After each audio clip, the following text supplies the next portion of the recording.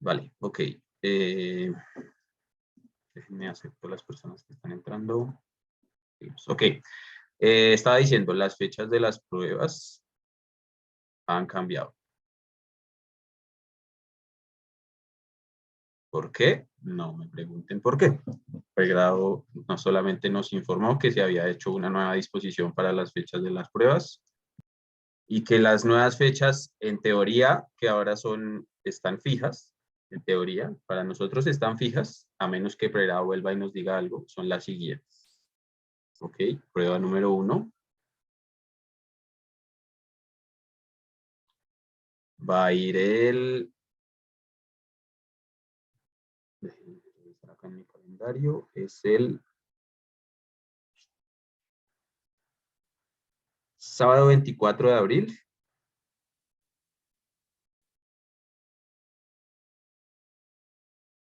a las 10 a.m. ¿Vale? Esta es la prueba número 1. Creo que antes teníamos el 19 de abril, que era el lunes anterior a este sábado. Así que ahora se corrió como unos 5 o 6 días. Van a tener más tiempo de estudiar. Y la prueba número 2, antes la teníamos el lunes 31 de mayo y pasó a ser el martes 1 de junio a las 18:30. Vale. Este horario de los martes a las 18:30, todos ustedes lo tienen libre. ¿Sí? Porque es el horario que inicialmente se había establecido para las pruebas entre semana de estos ramos. Profe, ¿Sí? Dice martes, disculpe, ¿cuánto? Martes 1 de junio. una consulta, es que yo tengo prueba a esa misma hora, el mismo día, de otro ramo. ¿Qué tengo que hacer porque Eh, me topa? Te topa esta prueba con otro ramo bueno, puede ser que, según nos informó Pregado, las pruebas digamos, de los ramos que pertenecen a los mismos años no tienen tope. Entonces, creo que lo que tienes que hacer en ese caso es comunicarte con la Secretaría de Pregrado y validar con cuál de las dos pruebas deberías darle preferencia, porque yo creo que ahí lo que te van a decir es que hay que darle preferencia a alguna de las dos y para la otra, pues lógicamente el profesor estará enterado para que te la puedan recuperar. Creo que eso es Ya, la situación, pero debes consultarlo con la Secretaría de Pregrado, ya, gracias, profe. ¿vale? Y para los sábados, no sé si algunos tienen clase, no revisé el Omega, ahí yo lo puedo ver, pero no lo revisé. Si es que la tienen, no deberían, primero que todo, y si es que la tienen, debería ser una sesión de ayudantía, no debería toparse con ningún ramo que pertenece al mismo año del ramo de gestión de operaciones. ¿Vale? Si alguno tiene algún problema similar al que acaba de comentar la compañera, me comenta y si es el caso lo comenta frente a la Secretaría de Pregrado. ¿Listo? Esas son las nuevas fechas. Como les digo, son fijas. Nosotros las asumimos como fijas en la coordinación del ramo, pero pues no sabemos, ya nos habían dicho que las anteriores también eran fijas desde pregrado, así que pues si ellos no nos informan nada nuevo, estas son las fechas fijas de las pruebas, ¿vale? ¿Preguntas con respecto a eso? Vale, entonces, dado que la prueba 1 incluye los temas que ya terminamos, esto era estrategia y cadena de abastecimiento, y lo vamos a juntar con el tema de pronósticos, que es lo que estamos trabajando ahora. Nosotros hoy estamos a 4, a 5, hoy es 5, 05 de abril, hoy, 05 de abril, hoy. Por lo tanto, tenemos a partir de hoy 5, 17, 12, 19, 3 clases antes de la prueba.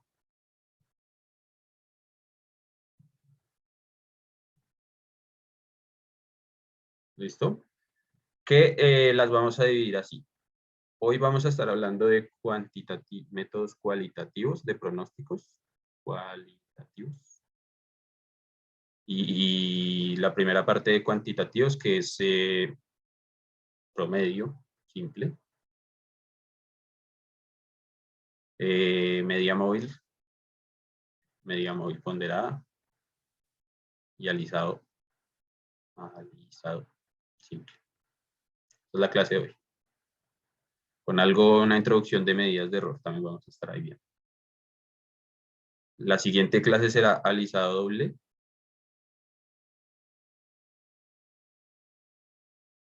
Doble y triple. Y también a través de todas estas clases vamos a estar hablando del tema de error.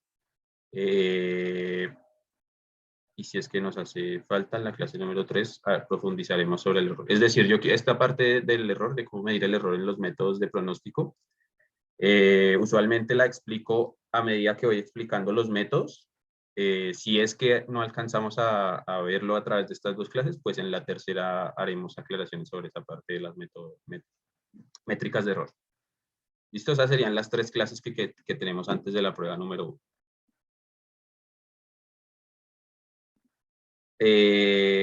Ok. ¿Preguntas? Vale. Y con eso entonces estaría cubierto el tema para la prueba número 1. ¿Listo? Al igual pues se estarán haciendo ejercicios durante las ayudantías. Punto número 2. Quizás se pregunten si ya tenemos las notas de los primeros controles. La respuesta es, debido a algunas dificultades no los he podido todavía calificar, así que las notas controles, uno programado y uno de clase que hemos hecho.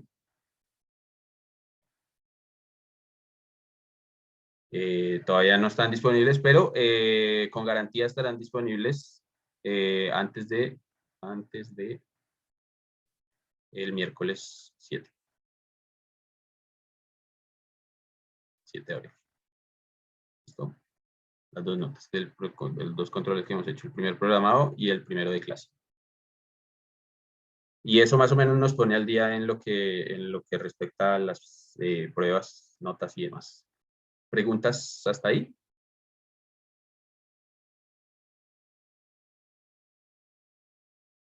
Ok, con eso entonces el menú del día que haremos el día de hoy será, entonces primero hablaremos de métodos cualitativos.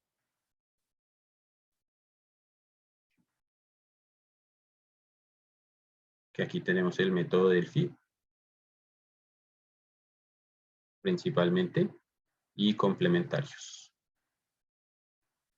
Esto en realidad es bastante corto porque lo que más nos vamos a centrar en esta parte de pronósticos son los métodos cuantitativos.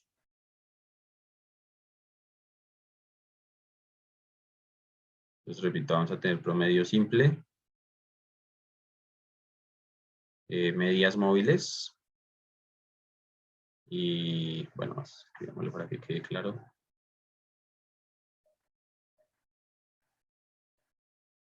Media móvil y el día móvil. Media móvil o promedio móvil ponderado.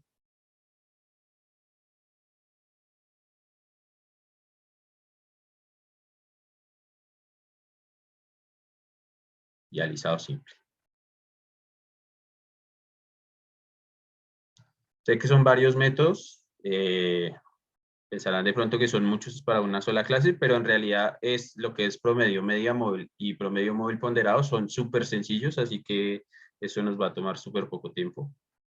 E invertiremos quizás un poquito más en esta parte de alisado y en algunas remarks o en algunos puntos importantes de medidas de error.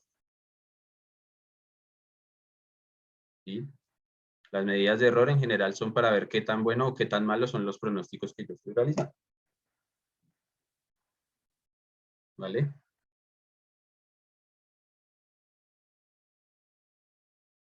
Alguien me pregunta por el chat acerca de las fechas de los controles. Como las fechas que tienen, perdón, los controles que tienen fecha son los controles programados, que está bien. por la sugerencia que me hacen.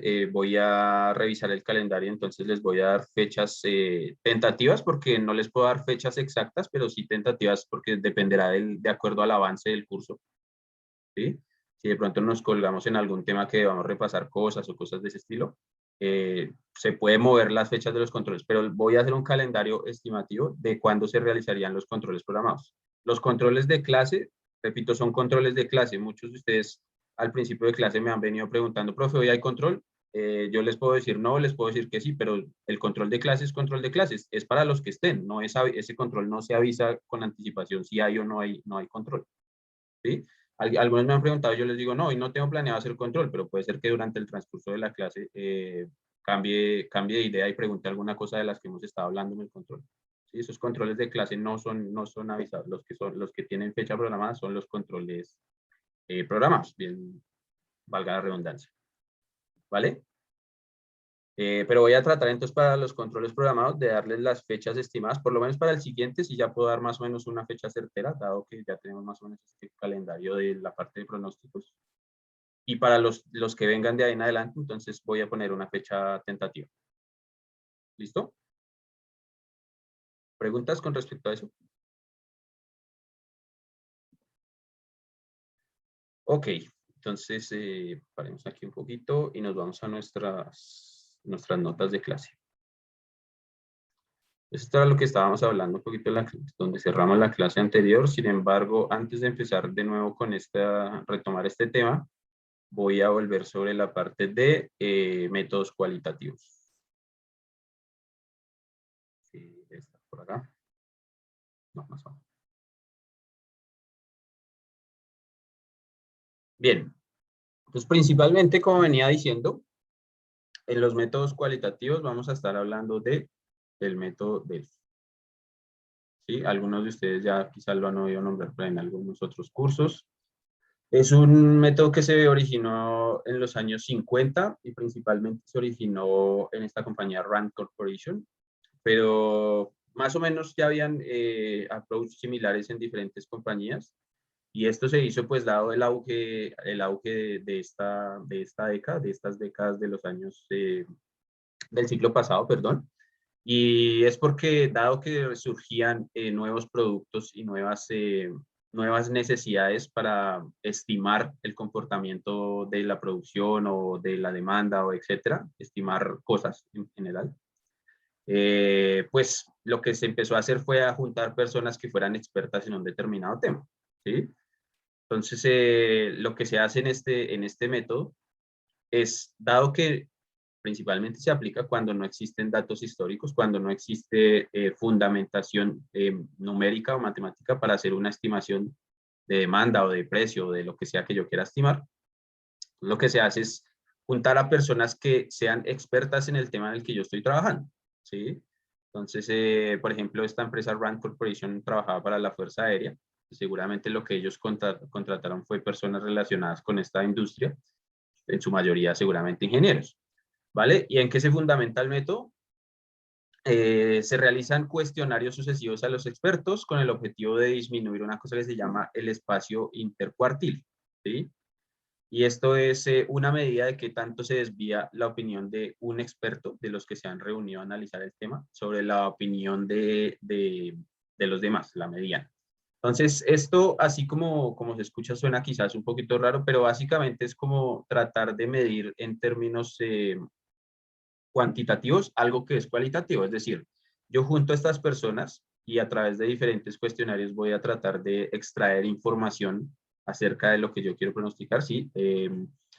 Y de esos cuestionarios yo voy a tratar de hacer un promedio cualitativo, ¿sí? No tengo cifras para hacer un promedio estándar como el que conocemos, pero sí lo que se intenta hacer es sacar una opinión promedio, y el espacio intercuartil es qué tan desviado está la opinión de los demás expertos con respecto a esa opinión promedio que denominamos. ¿Vale? Aquí entonces dice la calidad de los pronósticos depende del panel de los expertos escogidos y de un cuidadoso trabajo a la hora de elaborar el cuestionario aplicado en el proceso. Esta parte está relacionada con lo que veíamos la clase anterior acerca del costo de pronosticar. Recuerden que nosotros vimos un gráfico por allá donde teníamos algo de este estilo, donde esto era costo de pronosticar y esto era qué tan exacto era mi pronóstico. Y yo tenía dos curvas, una que bajaba por acá y otra que subía por aquí. Y la curva total era algo así. Entonces, esta curva que subía era el costo el costo de mi método, el costo del método. Y la curva que bajaba era el costo del error. ¿Sí? Cuando yo quiero preparar un método que me dé mucha exactitud respecto a lo que yo quiero pronosticar, eso es costoso. ¿Sí? Mientras que si hago un método que es quizás económico o más barato, pues lógicamente bajo ese costo, pero lo que me sube es el costo por equivocar. ¿Sí? Lo que se busca es un balance entre el error que me proporciona el método y cuánto me cuesta desarrollar ese método. Entonces, ¿eso en qué se relaciona con esto que acabo de leer? La escogencia del panel de expertos. ¿Sí? Si yo quiero un pronóstico muy exacto a través de este método cualitativo, lo que necesito es traer gente experta, no solamente en marketing, no solamente en ingeniería, no solamente en la fase productiva del producto como tal que yo esté tratando de hacer pronóstico, sino que también debo traer personas especializadas, por ejemplo, en los componentes de las materias primas, en comportamiento del consumidor, en psicólogos, ¿sí? Entonces es más caro reunir un panel de expertos de todas estas diferentes áreas a medida que yo deseo realizar un pronóstico más exacto, ¿vale? Y por supuesto el otro factor que afecta a esto es la contratación de una persona que sepa hacer esto, elaborar el cuestionario que se le aplicará a los expertos. Porque yo puedo reunir a esas personas, pero si no les hago las preguntas adecuadas, las preguntas que me van a dar la información para realizar mi pronóstico, pues seguramente el resultado final no será bueno, independientemente de que yo haya escogido a los mejores expertos del área en la que yo me esté desempeñando. ¿Vale? ¿Preguntas ahí? Ok, ¿cuándo se considera aplicar este método? Entonces, la consideración más importante es que no hay datos históricos. ¿Sí? Y eso es lo clave acá, porque digamos, todo lo que vamos a ver de aquí en adelante cuando hablemos de métodos cuantitativos se basa en datos históricos. ¿Sí? En tener información disponible acerca de lo que ha ocurrido con la demanda, como vamos a pronosticar demanda, tener información disponible acerca de lo que ha ocurrido con la demanda en periodos anteriores. Aunque sean pocos periodos, pero que haya información disponible, ¿vale? Entonces, este método lo que hace es atacar el problema de cuando no tenemos esta data disponible, ¿vale? Es el principal punto de partida para saber que tengo que analizar el método. El siguiente dice, cuando el problema no se presta para la aplicación de una técnica analítica precisa. Puede ser, en este caso, que yo vea, si tengo datos, veo un comportamiento muy errático. Entonces, no puedo hacer el análisis de outliers, que es una cosa que vamos a estar mencionando, aunque no lo vamos a ver en detalle porque eso es una parte que pertenece más a un curso de estadística, pero sí vamos a estar hablando de la ocurrencia de los outliers. Entonces, cuando más que ver outliers, yo lo que veo es un comportamiento muy errático de mis datos históricos, pues es posible que yo no pueda utilizar esos datos para adaptar un método cuantitativo. Aunque esto cada vez es menos común porque pues con la aparición del Machine Learning y demás, cada vez hay tecnologías a la disposición para hacer pronósticos, aunque los datos no tengan un comportamiento muy claro acerca de lo que ocurre. Luego dice una cosa que se denomina las condiciones éticas y morales dominan sobre las económicas y tecnológicas de un proceso evolutivo. Eso suena bastante raro, pero el resumen es que el panel de expertos no se debe dejar condicionar por condiciones económicas y tecnológicas. Principalmente piensen en el caso de las condiciones económicas, es decir, este panel de expertos no debe tener influencias externas de las cuales dependa la decisión, por ejemplo, de lanzar un producto o no. Si yo reúno al panel de expertos para tomar la decisión de si debo lanzar un nuevo producto o no, no puede ser que el pronóstico que ellos realicen esté sesgado a poner un mínimo para que sea justificable el lanzamiento del producto, ¿sí? Porque puede ser que si yo no llego a un mínimo en ese pronóstico, no sea rentable hacer el lanzamiento del producto. Entonces, a eso se refiere que las condiciones éticas y morales de este panel deben predominar sobre cualquier factor externo, económico o tecnológico a la hora de aplicar el método. ¿Listo? Y luego dice, cuando el tema de estudio requiere la participación de individuos expertos en distintas áreas del conocimiento, pues está relacionado con todos los puntos anteriores.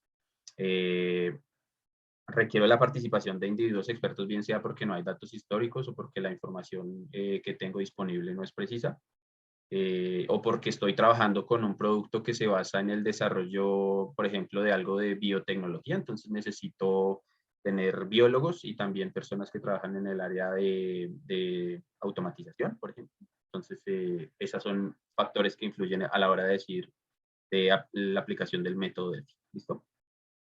¿Preguntas hasta ahí?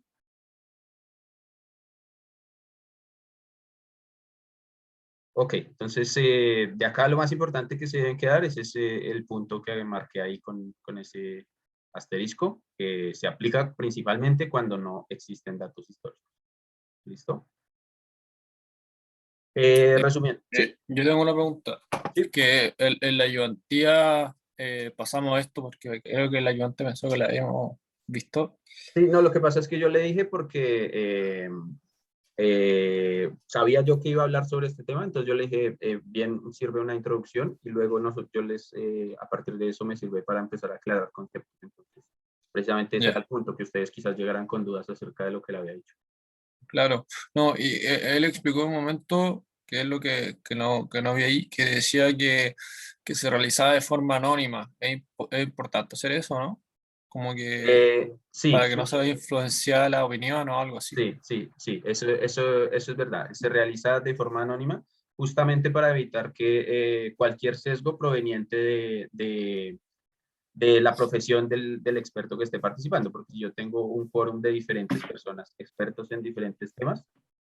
No quiero, por ejemplo, que si tengo a dos ingenieros, uno se sesgue por las preguntas del otro ingeniero, ¿sí? Entonces, por eso se realiza de forma anónima. Gracias por el comentario. Eso es importante, ¿vale? Ok, muchas gracias. Vale, entonces, ¿cómo se aplica el método? Procedimiento de aplicación: se proporciona una pregunta a cada experto por escrito de la situación por la cual se requiere un pronóstico de una forma muy general. ¿Sí? Es como el primer approach que se hace acerca del contexto así genérico de la situación, de dónde se va a mover el producto, por ejemplo, que yo voy a lanzar, ¿vale? Y cada uno de los expertos debe responder y realizar una descripción breve con base en la pregunta que se realiza.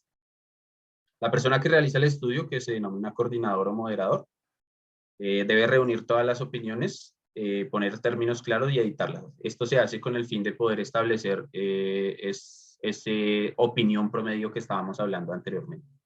¿Vale? Y esta persona lo que debe hacer después de consolidar la información es diseñar un segundo set de preguntas que se derivan a partir de la información que provino de ese marco genérico. ¿Sí? De nuevo, las preguntas se realizan a los expertos y son recopiladas por el coordinador para generar este opinión promedio y sacar el rango intercuartil que se había mencionado anteriormente.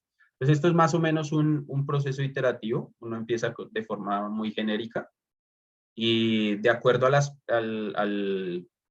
al feedback que van dando los expertos, se van diseñando nuevos sets de preguntas que permitan aclarar los puntos claves que se van derivando de cada ronda de preguntas, ¿vale?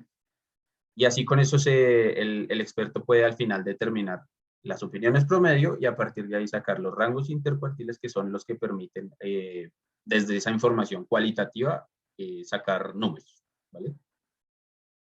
Es como muy genérico. Profe, ¿qué son esos rangos que dijo recién?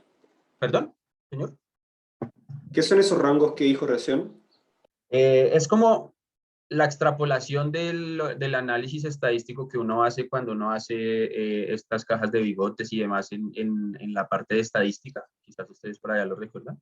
Es como extrapolar eso, pero cuando yo solamente tengo información cualitativa, ¿sí? Es un proceso similar.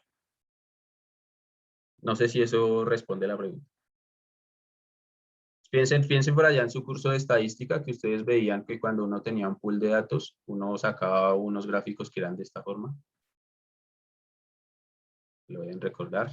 Era una cajita por aquí con una raya y unas barras acá. ¿Sí? Eso básicamente, esto define unos cuartiles. Esto es la mediana, esto es el Q, bueno, esto se denomina rango 1, 2, bueno, dependiendo cómo uno lo nombra. Pero estos son los cuartiles, ¿sí? Es decir, acá en esta cajita, por ejemplo, está el 25% de los datos que se desvían hacia arriba de la mediana. Acá está el 25% que se desvían hacia abajo y los demás son los otros el otro 25%. Entonces, la construcción del rango intercuartil es como realizar algo de este estilo, pero con base en esa información cualitativa que se recopila del pool de expertos que trabajan en el tema. ¿Sí? ¿Más preguntas? Eso, no sé si eso responde a tu pregunta, Vicente. Sí, sí. Entonces al final el análisis se basa en construir eso. Sí, sí, Ese exactamente. rango. Sí, exactamente. Uno construye la opinión media y el rango intercuartil, que sería como extrapolar este grafiquito hacia la parte cualitativa. ¿Vale? Igual, por lo que me di cuenta, es como un proceso que es como de iteración, ¿o no? Sí, sí, justamente. Y lo que buscaría es eso, como tratar de hacerlo lo más preciso posible.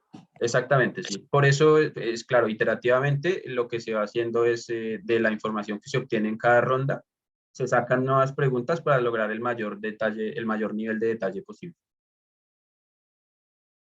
¿Vale? Ya, vale, Eso gracias. es básicamente cómo se aplica este método. Y bueno, ya hay cosas adicionales que uno debe tener en consideración, pero que ya van a depender del caso en particular en el que uno esté trabajando. Este es el marco genérico de aplicación del método. ¿Listo?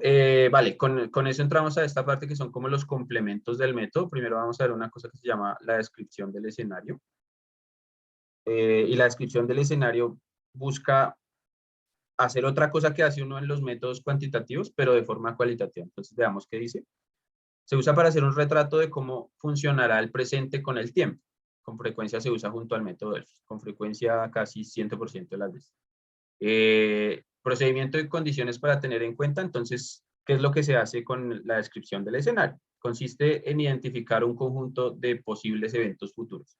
Entonces, piensen que yo en algunos momentos de la clase anterior y de lo que hemos venido hablando, uno tiene que hacer un análisis de qué pasa, de mis datos.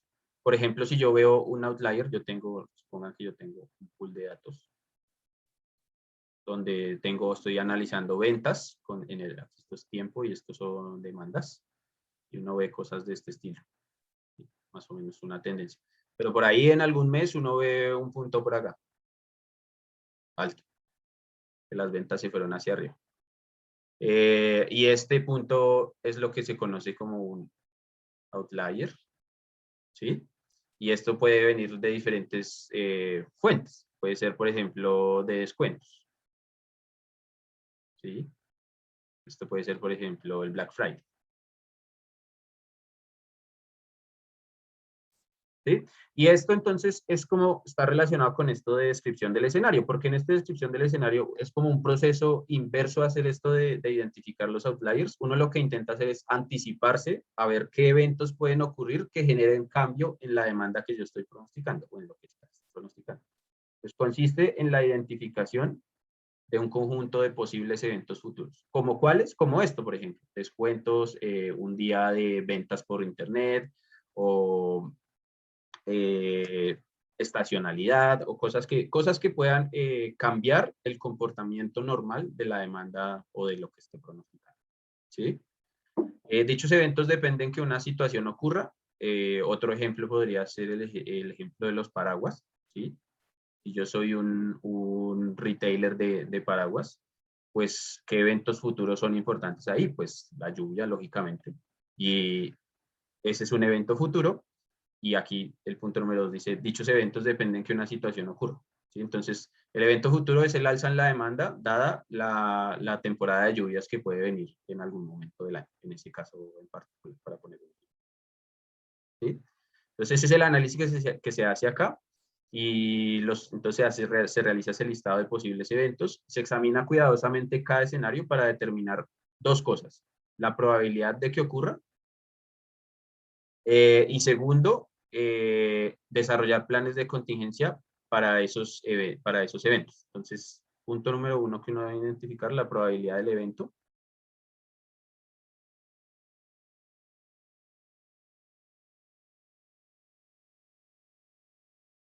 Quizás no numéricamente, pero sí baja, media, alta, diferentes niveles. Y el segundo punto, pues, es el impacto que generaría ese evento.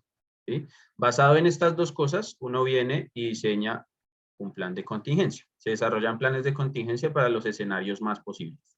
¿Sí? Pues, saco mi tablita de eventos, probabilidad e impacto y diseño un plan de contingencia para atender a cada uno de esos posibles eventos. ¿Listo? Y esto se utiliza entonces para ajustar mi pronóstico a largo plazo. ¿Sí? Porque recuerden que nosotros dijimos que cuando yo hago pronósticos, mis pronósticos son acertados para pocos periodos hacia adelante en el tiempo. Entonces, esta herramienta es un complemento para ver el comportamiento en el largo plazo de los pronósticos que estoy realizando. ¿Listo? Vía este método de... ¿Preguntas ahí?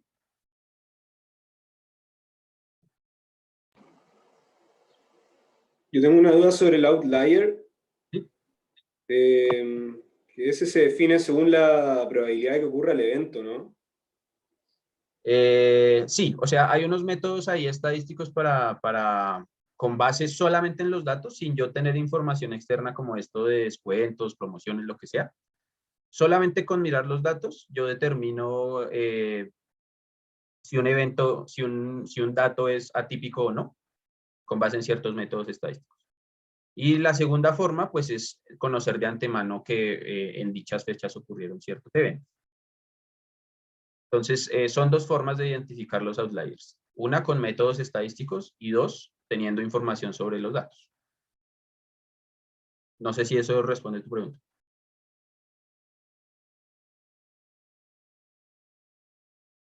¿Sí? ¿No? Sí. Vale, gracias. Sí, y Es que esos métodos... yo tengo una duda, perdón, es que de repente me pongo a pensar quizás al predecir, no sé, por ejemplo, la demanda de los huevos de Pascua, obviamente que se puede predecir eso en un futuro porque la Pascua hace que haya más demanda, como dije antes, pero Sí.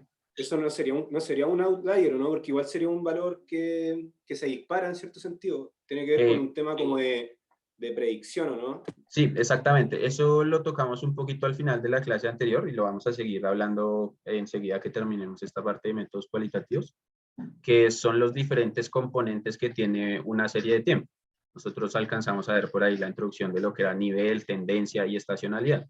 Entonces, ese ejemplo de los huevos de Pascua es un producto que tiene estacionalidad, donde de antemano se sabe que en ciertos periodos la demanda es alta, porque ocurre el evento como tal que genera esa alza en la demanda. Como los otros ejemplos que poníamos que son más regulares, donde se ve esa estacionalidad, eran las bebidas y el café. Las bebidas donde les incrementa la demanda en el verano y el café le incrementa la demanda en el invierno. ¿Sí? Entonces, esos son componentes de la serie de tiempo y que hacen parte o que se consideran cuando uno va a elegir el método de pronóstico que va a utilizar. Entonces, claro, cuando yo tengo esa información de antemano, eso no es un outlier, sino que esos son componentes de la serie de tiempo que yo estoy analizando. ¿Vale? Vale, gracias. Entonces el outlier es como el valor, es como el dato en sí mismo. El outlier son cosas atípicas que cambian el comportamiento normal de la serie que yo estoy analizando, ¿sí? En ese ejemplo que estábamos poniendo de los huevos de Pascua, pues la época de hacer los huevos de Pascua, eso no es un comportamiento atípico para esa demanda. Es algo que ocurre con regularidad. Es un componente de la serie de tiempo. ¿Sí? ¿Profe? Entonces, el outlier es algo que afecta de forma externa, que no hace parte del comportamiento natural de la serie. ¿Sí, Christopher? O sea, por ejemplo, en el primer mes de pandemia, cuando hubieron unas ventas exageradas de alcohol gel, mascarilla y todo eso hubiera sido un outlier, se hubiera parado ahí mismo, ¿verdad? Eso hubiese sido un outlier, claro. Ahora, como ya se ha prolongado en el tiempo, pues ya hace parte del modelo con el que trabajen para su pronóstico. Pero que será que algo que también se vuelva a modificar en la medida de que la situación regrese a la normalidad después de la vacunación y demás. ¿Sí? Pero por ahora, en esta época, ya hace parte del comportamiento natural de la serie de tiempo. Sin embargo, si, como lo mencionas, si hubiese sido por un único mes, eso hubiese sido un outlier. ¿Vale? Ok. Y un segundo, retomando acá, una segunda cosa que uno hace para complementar el método Delphi es una cosa que se llama el análisis de impactos cruzados y que es como una segunda parte de la descripción del escenario. Entonces, uno lo que hace es tomar la parte que hizo uno en la descripción del escenario donde listó todos esos eventos futuros que pueden cambiar el comportamiento de la demanda. Y con base en esos eventos se construye una matriz donde tanto en las filas como en las columnas, entonces aquí uno construye algo de este estilo, donde aquí tiene esos eventos que realizó el listado anteriormente y aquí también tiene los eventos. Entonces uno viene por acá en una casilla y busca, ok, esto es el evento de que durante el verano hayan lluvias y el evento de que por la visita del Papa y como está haciendo tanto sol, entonces va a incrementar la demanda de paraguas. Entonces hay dos eventos ahí que yo listé en mi descripción del escenario. Estoy haciendo la predicción de los paraguas y puede pasar que llueva durante el verano o que por la visita que está programada del Papa, entonces todo el mundo va a salir a la calle y van a necesitar paraguas para cubrirse del sol, por ejemplo. Entonces, ¿qué pasa si esos dos eventos ocurren? Yo acabo de poner quizás un ejemplo que tiene dos eventos que son incompatibles, ¿sí? Porque no pueden pasar las cosas, que llueva y haga sol al mismo tiempo. Pero acá lo que uno hace es mirar qué ocurriría, analizar el impacto cruzado de qué ocurriría si es que los dos eventos ocurren en simultáneo, ¿sí? Entonces, en esta casilla yo lo que hago es, ok, basado en lo que hice anteriormente, miro cuál es la probabilidad de un evento, cuál es la probabilidad del otro evento, así saco como una probabilidad de que las dos cosas pasen al mismo tiempo. Y entonces me preparo para el eventual caso de que ambas situaciones se den, ¿sí? En el ejemplo que yo puse, dado que los ejemplos son incompatibles, pues la ocurrencia de ese evento, pues la probabilidad sería 0, ¿sí? Porque no puede ser que llueva durante el verano y que también haga sol por la visita, que la demanda se incremente por el sol durante la visita del Papa, ¿sí? Son incompatibles los eventos, entonces eso tendría probabilidad 0, ¿sí? Y no tendría que preparar un plan de contingencia para ese caso en particular, ¿vale? Pero si hay dos eventos que son compatibles y que uno puede hacer que potencie el otro, entonces seguramente yo tengo que analizar la probabilidad de que eso ocurra y hacer un plan de contingencia diferente al que había preparado para la ocurrencia de los eventos por separado. ¿Listo? Pero es un complemento a esa parte de la descripción del escenario, viendo qué pasa si se presenta más de una de esas situaciones a la vez. ¿Listo? ¿Preguntas?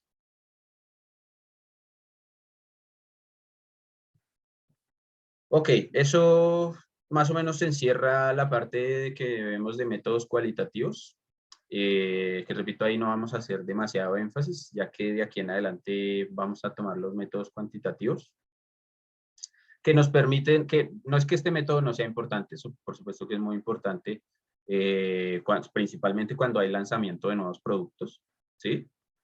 Pero nosotros nos vamos a centrar en otros métodos, que son los cuantitativos, que sirven para tomar las mismas decisiones que sirve este, y solamente que esto se aplica en otros casos.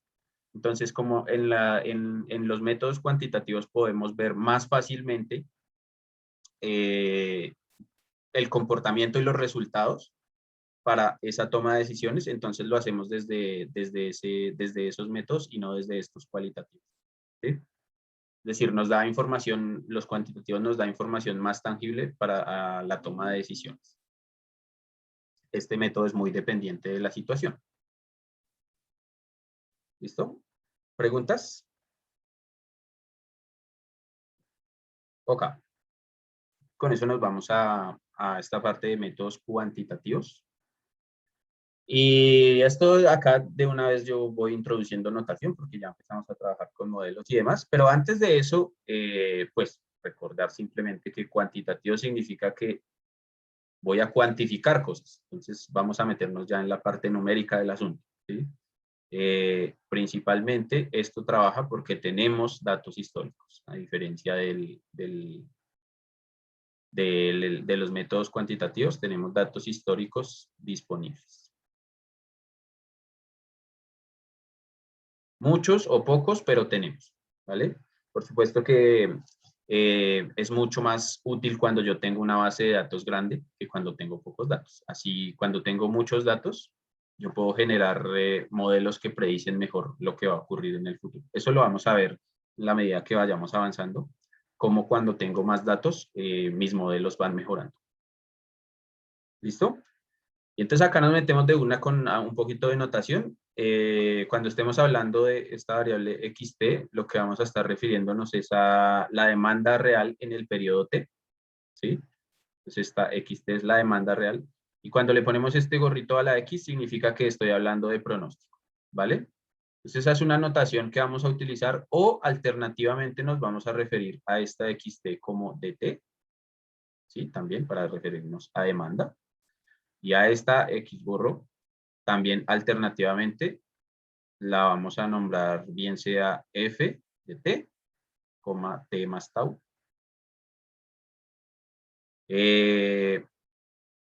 O también t. Todas esas notaciones vamos a estarlas viendo por ahí en la medida que vayamos avanzando. La f es por forecast en inglés y la p es por pronóstico, ¿sí? No por nada más. Esos son los cambios, así que a veces utilizo una u otra para que lo tengan en cuenta, que x gorro, f y p son la misma cosa. dt y xt también son la misma cosa. Esto se refiere a datos reales, datos disponibles que tengo, y estas tres de acá se refieren al pronóstico que voy a realizar. ¿Listo? ¿Y qué significa de una vez para que vayamos definiendo cosas? T, pues T me estoy refiriendo a un periodo en particular.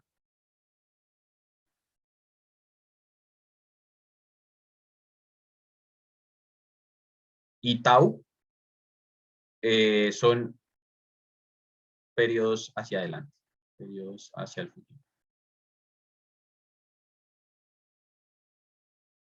Entonces, como bien dice acá, en la definición de xt, t más tau, es el pronóstico realizado a partir de los datos disponibles hasta el periodo t. ¿Sí? Yo tengo los datos hasta el periodo t.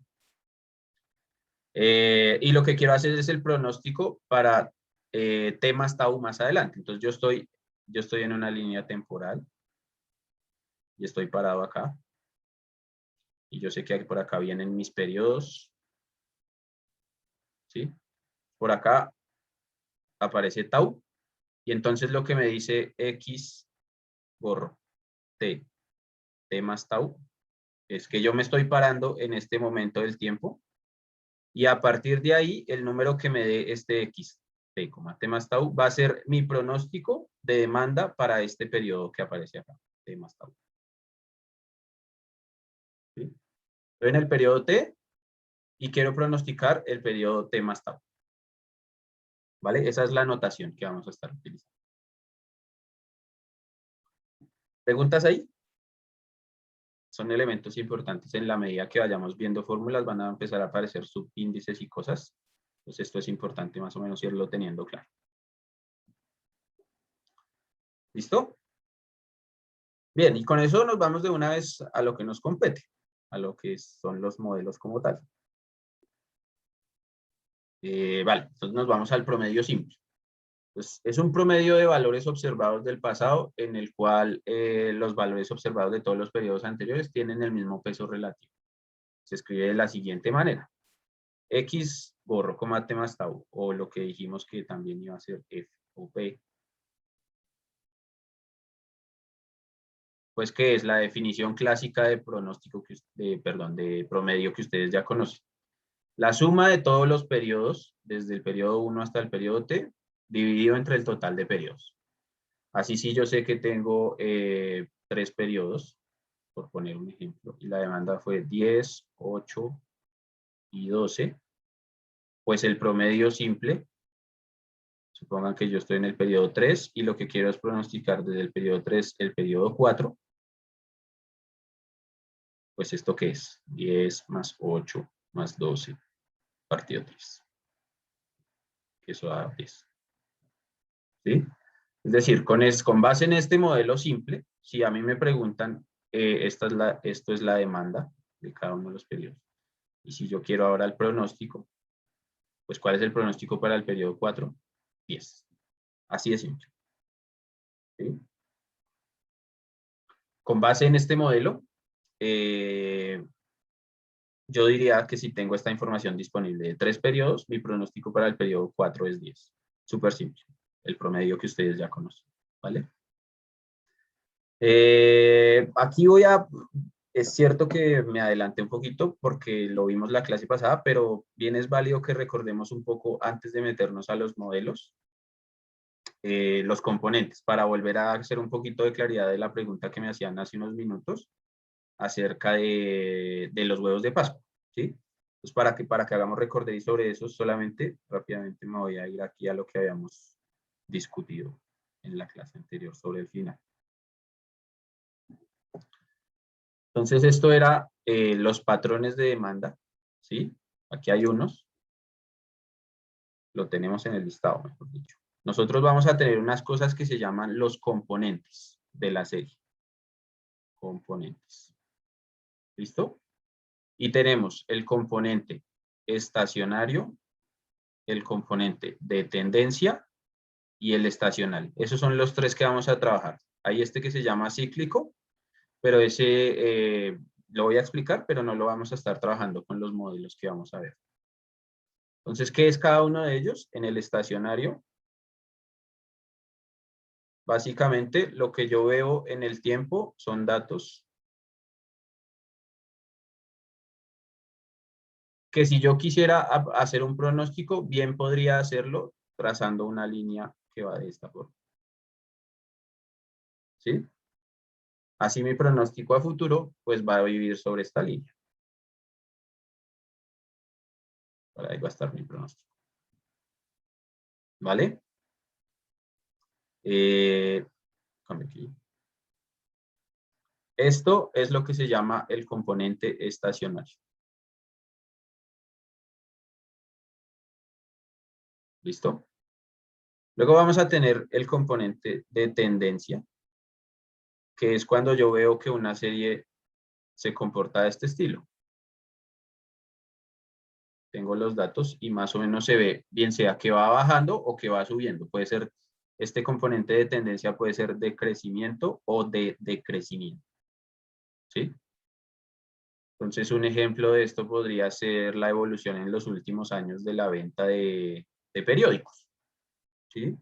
Cada vez los medios digitales pues ganan muchísimo espacio, todos los días un poco más.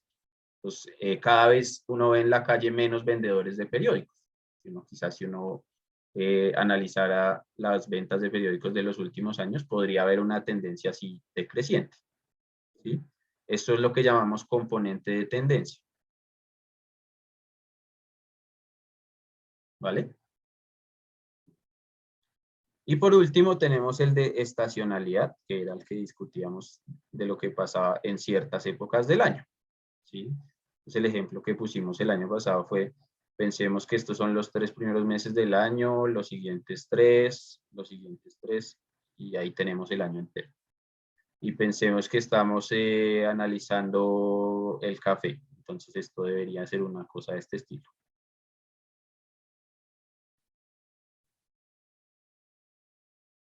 Más o menos, algo así. ¿Sí? Y claro, si es que esto es para el año siguiente, pues debería haber más o menos lo mismo. Y esto, que se ve así con esa formita,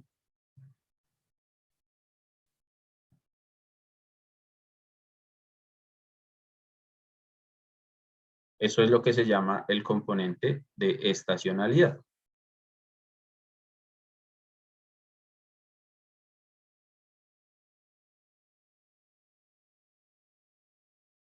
¿Vale? Entonces, estos son diferentes comportamientos que puede tener las series que nosotros vamos a estar analizando. Incluso yo podría llegar a tener aquí, como en este ejemplo que vemos más abajo, en este tercero, de abajo a la izquierda, ustedes ven que nosotros escribimos tendencia y estacionalidad porque se ve la estacionalidad y aparte yo le puse aquí abajo esta lineecita roja, donde se ve que aparte de esa estacionalidad existe tendencia. Es decir, es una estacionalidad creciente, lo que se puede observar ahí. ¿Sí? Y solamente para explicar un poquito así brevemente lo que es el componente cíclico. Entonces nos dice que es un factor que se repite sin una frecuencia específica. Entonces el ejemplo que pusimos acá fue el lanzamiento de las consolas de video. ¿Sí? Cada vez que hay un lanzamiento de una consola de video, se sabe que viene un pic de demanda. Pero esto no es como la estacionalidad, porque no pasa cada cierto tiempo ya predefinido, sino que pasa cada vez que hay un lanzamiento. El lanzamiento se puede dar cada 5 años, cada 8, cada 3, cada año, etc. ¿Sí? Entonces no hay una frecuencia específica. Entonces, un incremento o un decremento en la demanda que se genera por alguna situación en particular, pero que no sigue un patrón de repetición en el tiempo como si lo sigue la estacionalidad. ¿Listo? Esos son los componentes que vamos a estar nosotros analizando. Y entonces,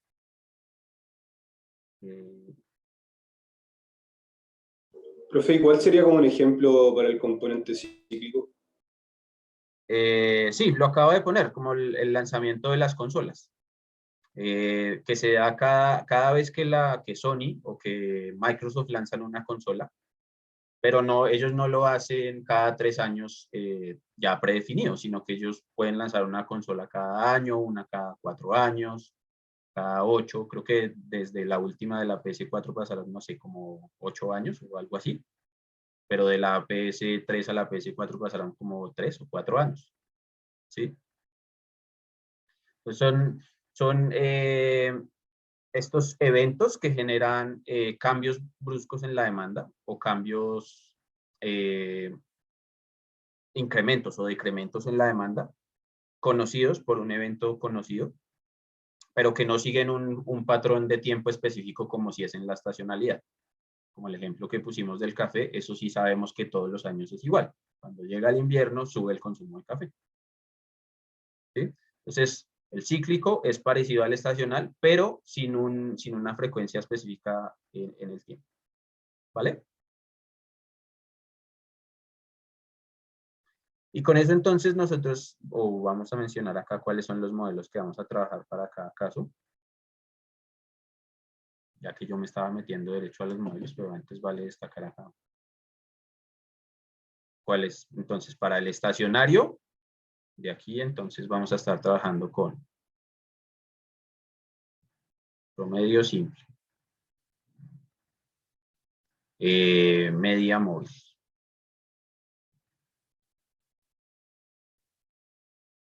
media móvil ponderada,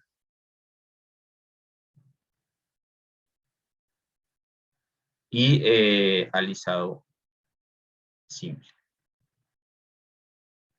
¿Vale? Todos esos métodos sirven para analizar series que tienen este tipo de comportamiento. Cuando tenemos una serie con tendencia, vamos a utilizar un método que se llama alisado doble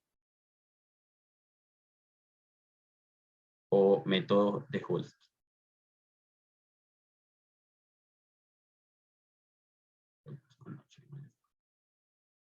Y en el de estacionalidad vamos a usar un que se llama alisado triple, que también es de este señor Holt, pero acompañado. Holt Winters. ¿Listo? Y esos son los métodos que nosotros vamos a ver. Pues repito que hoy nos vamos a meter principalmente con estos. De pronto, si alcanzamos a ver algo básico de acá.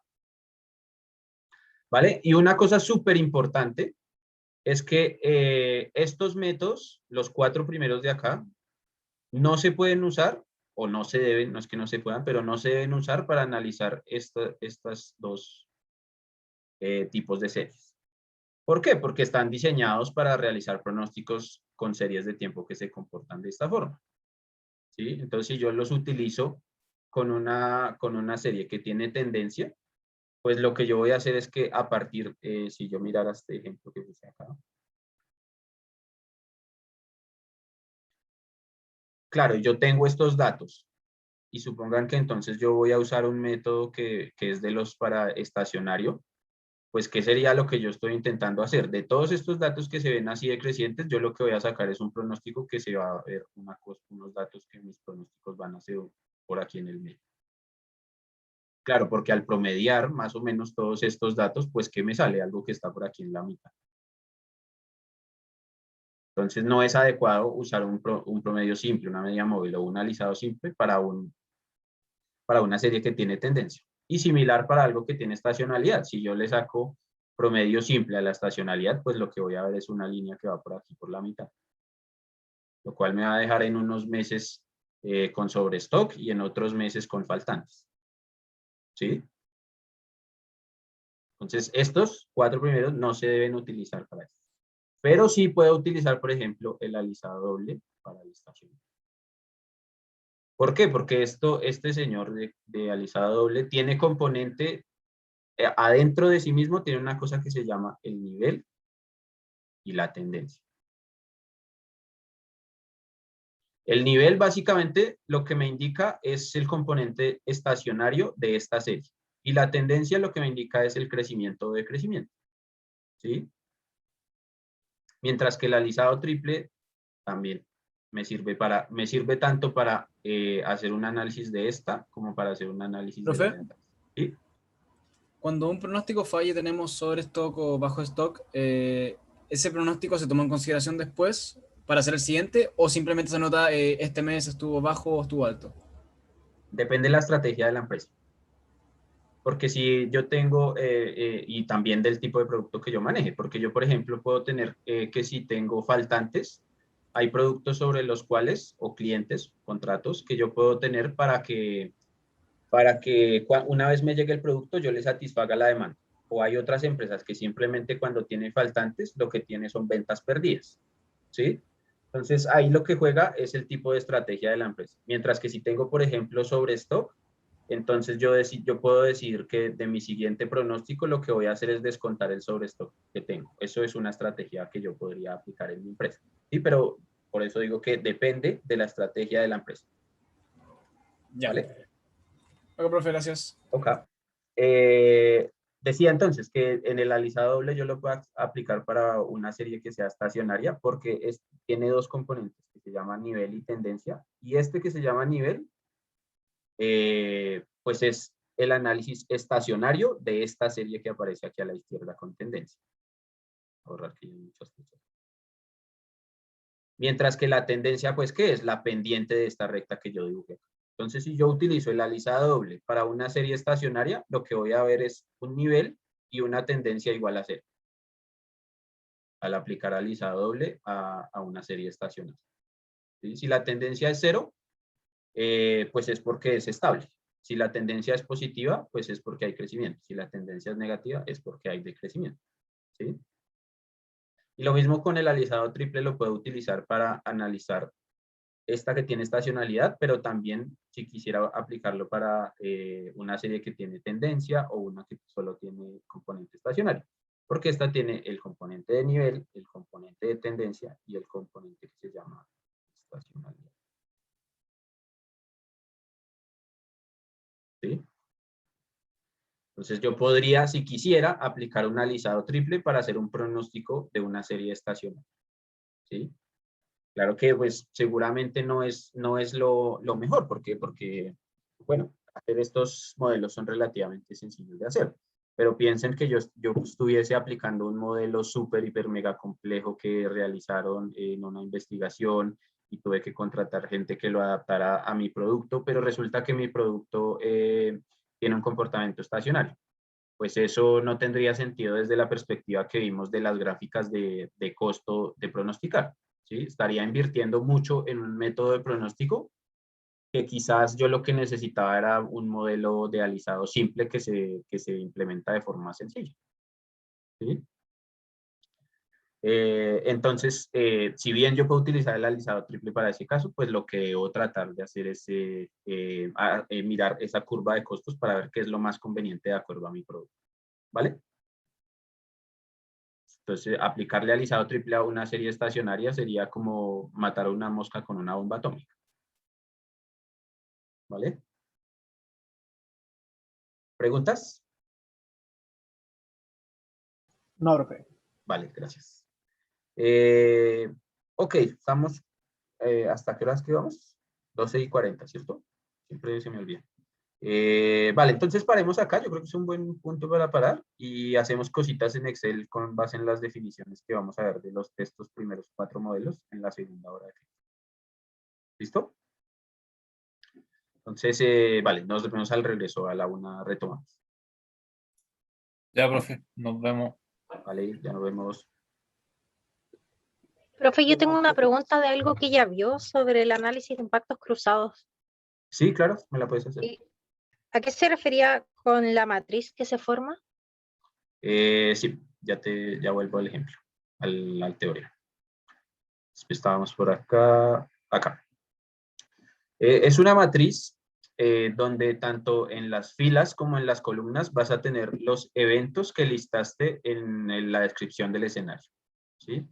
Entonces tú hiciste el listado de todas las cosas que pueden afectar tu demanda de paraguas, entonces puede ser la lluvia, puede ser un huracán, puede ser la visita del Papa, puede ser todas esas cosas, ¿sí? Tú hiciste todo ese listado de eventos que pueden modificar tu pronóstico del método DELFI.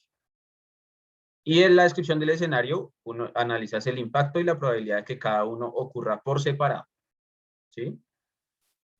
En la matriz, lo que uno quiere hacer es ver qué sucede si dos eventos ocurren al mismo tiempo, ¿sí? Entonces, ahí lo que haces es ver, ok, el evento 1 y el evento 2 van a ocurrir al tiempo. ¿Son compatibles o son incompatibles como el ejemplo que yo puse? En el ejemplo que yo puse eran incompatibles. Ah, bueno, entonces eso tiene probabilidad 0, no tengo que preocuparme de realizar un plan para ese evento. Pero puede ser que los eventos sean, por ejemplo, una promoción con la inclusión de tu producto en ventas vía Amazon, ¿sí? Entonces, de tu demanda normal, tú tienes que considerar que va a haber una promoción, por ejemplo, qué sé yo, que el gobierno diga que va a haber un día sin IVA, ¿sí? Y por otra parte, tú también consideras el evento de entrar a vender el producto vía Amazon. Entonces, esos son dos efectos que potencian o que hacen que haya un incremento en la demanda.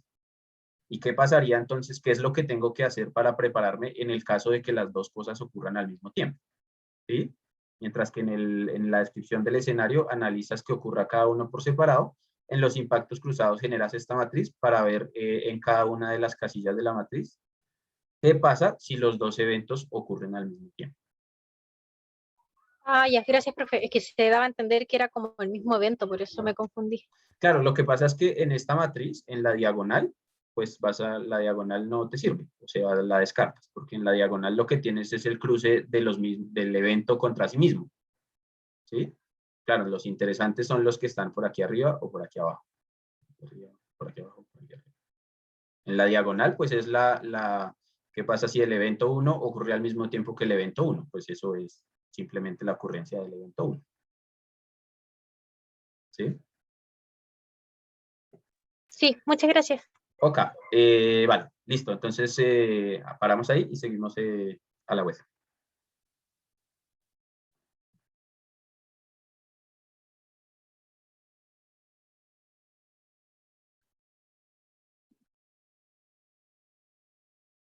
Y seguimos acá.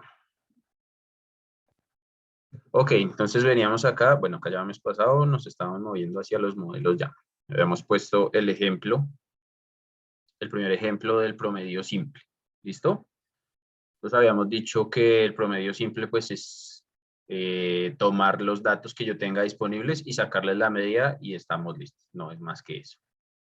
Ahora la pregunta es, ¿qué pasaría si siguiendo este ejemplo que nosotros habíamos puesto, dijimos, ok, yo tengo la demanda de 3 periodos, supongamos que tengo la demanda de 3 meses, mes 1, mes 2 y mes 3, y quiero pronosticar la demanda del mes 4. Pues eso ya lo hicimos, dijimos, listo.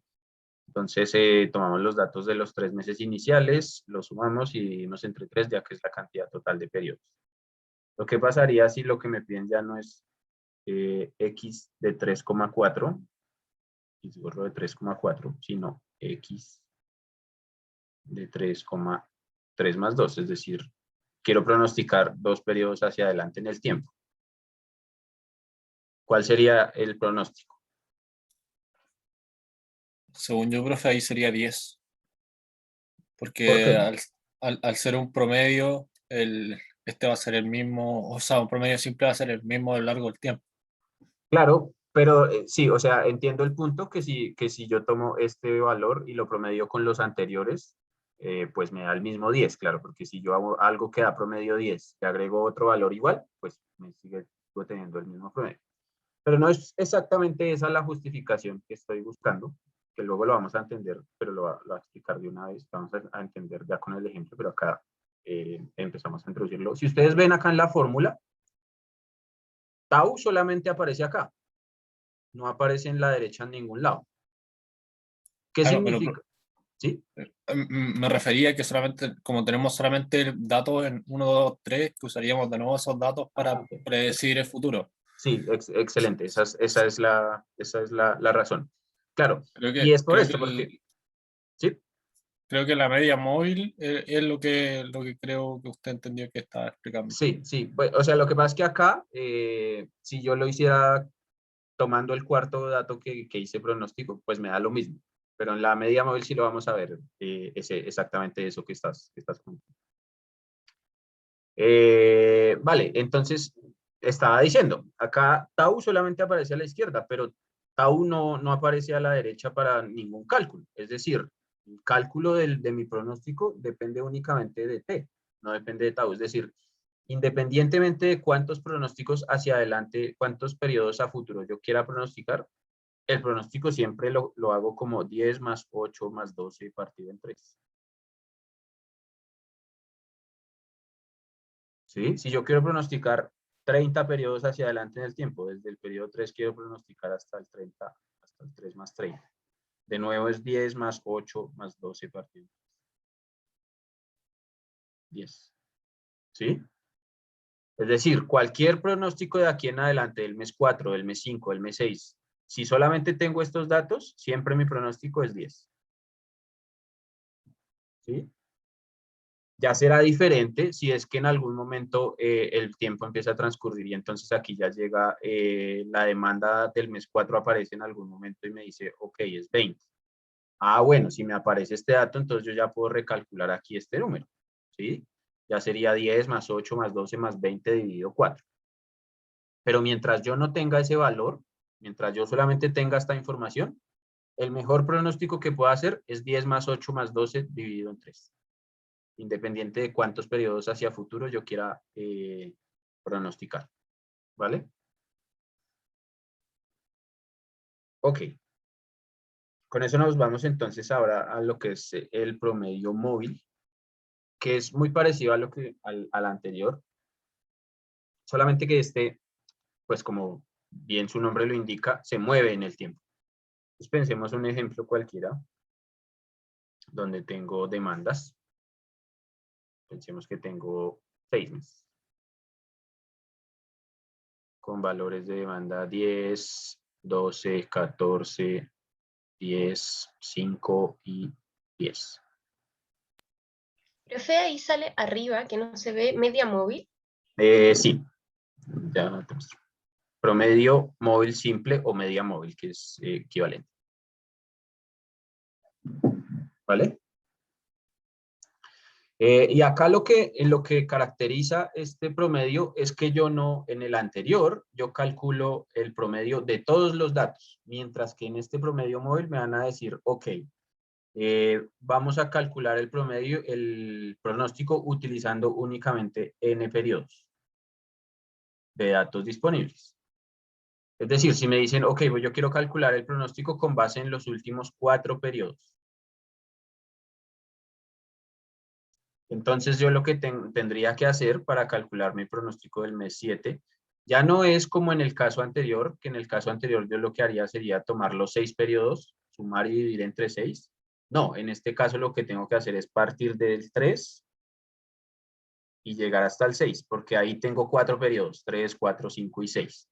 ¿Sí? Es decir, tomo los últimos 4 periodos que tenga disponibles y con base en eso hago mi pronóstico. Pues pensemos que quiero hacer X corro de 6,7. Sería la sumatoria. Pensemos en escribir esta expresión para que veamos cómo tiene consistencia. Desde i igual a t estamos en el periodo 6. Es decir, desde i igual a 6 menos n que es 4, eso es 2, más 1 que es 3. Es decir, desde i igual a 3 hasta t que es 6. De todos los x y partido en n que es 4. Entonces ahí se ve cómo tiene sentido que lo que tengo que hacer es sacar el promedio de los últimos 4. Porque parto desde igual a 3 hasta 6, es decir, 3, 4, 5 y 6. Es decir, esto es igual a x3 más x4 más x5 más x6 partido 4. Pues lo que es igual, esa suma es 14, 24, 29, 39. ¿Sí? Entonces, si me preguntan el pronóstico, si yo digo aquí F, mi pronóstico es 39 partido 4, que esto es 9.75. ¿Sí? Y ese sería entonces mi pronóstico para el periodo 7. ¿Vale? Ahora siguiendo con la pregunta o con lo que estábamos hablando anteriormente. ¿Qué pasa si ahora la pregunta ya no es el pronóstico del periodo 7, sino del periodo 8? ¿Qué cambia en la fórmula? Acá en la parte derecha de la fórmula, nada depende de tau. ¿Sí? Acá tau en el primer caso era 1, en el caso 2 es 2. ¿Sí? Es decir, en este x6,7 tau vale 1, x6,8 tau vale 2. ¿Sí? Pero en la fórmula de la derecha nada depende de tau. Es decir, mi cálculo es exactamente el mismo. X6,8 es 39 partido 4. Es decir, mi pronóstico para el periodo 8 es 9.75. Y esto es importante aclararlo porque uno a veces suele confundirse, que era lo que decía Diego hace un momento, que entonces como es con el promedio de los últimos 4 periodos, entonces tomo estos 3, tomo estos 3 y aparte este que acabé de pronosticar. ¿Sí? Así saco los últimos 4 datos y con eso saco este pronóstico de acá. Eso no es lo correcto porque el 9.75 de acá no es un valor real de demanda, es un pronóstico. ¿Sí? Entonces lo que estoy haciendo es mezclando peras con manzanas. Tengo demandas de estos 3 periodos y un pronóstico. Por lo cual no tiene sentido hacer ese cálculo. Es más, si ustedes lo piensan en términos matemáticos, este 9.75 provino de estos datos, de 10,5 y 10. Por lo cual lo que estaría haciendo es calcular un pronóstico, un promedio alterado de cosas de acá. Porque este 9.75 es lo mismo que decir 0.25 por 14 más 0.25 por 10 más 0.25 por 5 más 0.25 por 10. ¿Sí?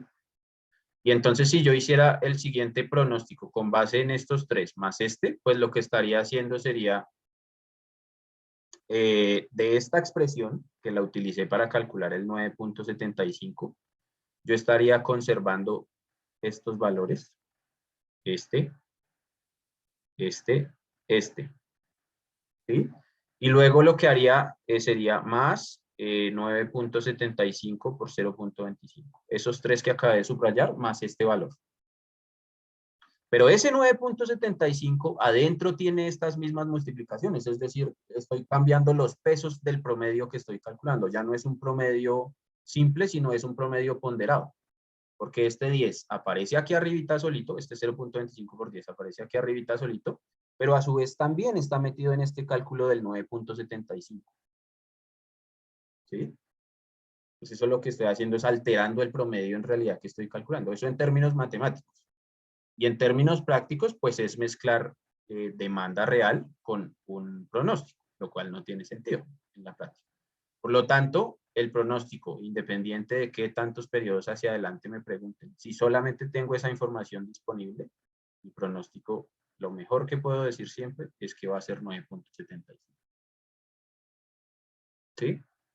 ¿Sí es clara esa parte? Si se requiere explicación adicional. Profe, y el N ese lo estarían dando, digamos, ¿no? Sí, el N es dado, el N es establecido porque puede ser que a mí como que soy el que estoy diseñando el método o estoy aplicando el método, de acuerdo al análisis gráfico y viendo el comportamiento de los datos, me interesa tener en cuenta los últimos 4 periodos, que son los más representativos para la serie. ¿Sí? Es decir, eso es dado. Bien sea en el caso nuestro que estamos haciendo ejercicios académicos, el N es dado, pero en la práctica es definido por el analista que esté aplicando el modelo. ¿Vale? ¿Preguntas ahí?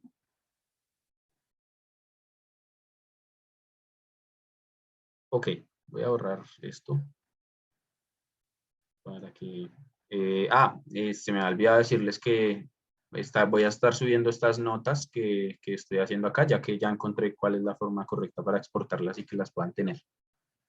Voy a borrar ese pedacito ahí para que no vaya a generar de pronto confusión, porque fue una explicación ahí un poco rápida de lo que quería decir. ¿Listo? ¿Preguntas sobre esto? Ok, entonces siempre, repito, el pronóstico, el mejor pronóstico que puedo dar hacia adelante tantos periodos en el tiempo como me lo piden, es el que puedo sacar con los datos disponibles. Saco el del periodo siguiente y ese mismo lo extiendo tantos periodos hacia adelante como me lo piden. Pero, profe, ¿Sí? ¿el de arriba es el promedio simple o el móvil simple? Este que acabamos de ver, móvil simple.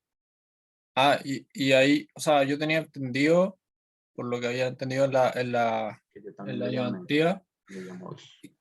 que acá entonces, por ejemplo, en el periodo 8, que sería el promedio entre 10,5, 10 y 9,75. No, precisamente por lo que acabo de decir, que Ya, ahí lo que yo estaría sería mezclando datos reales con un pronóstico que yo hice. muy bien. ¿Sí? Ya, entonces sería solamente como con los N datos que uno decía. Sí, que Ya, yo muy bien. este periodo 8 lo puedo recalcular una vez que aquí me aparezca un nuevo dato, es decir, en el momento que pase el siguiente mes y aquí me aparezca, ok, 18, entonces puedo recalcular este valor de acá. Lo que Ya, pasa muy es que bien. eso no siempre lo puedo hacer porque muchas veces las empresas hacen una planeación de producción trimestral. Entonces yo no puedo, si yo les doy la información como marketing a producción para que lance su producción de 3 meses, yo no puedo ir al siguiente mes y decirle, oiga, no, venga, toca reajustar porque me llegó este dato, entonces el pronóstico ya no es 9.75, sino 12, porque ellos ya hicieron su plan de producción con base en la información que yo les di anteriormente. Ya, muy bien. ¿Sí? Que creo que el ayudante había hecho algo así, entonces, no sé, era como, me había quedado la duda. Ah, vale. No, entonces para que quede claro, Gracias, profe. se hace solamente con los datos disponibles. ¿Listo? Gracias, Ok. profe. Vale. Seguimos entonces con el que denominamos promedio móvil ponderado.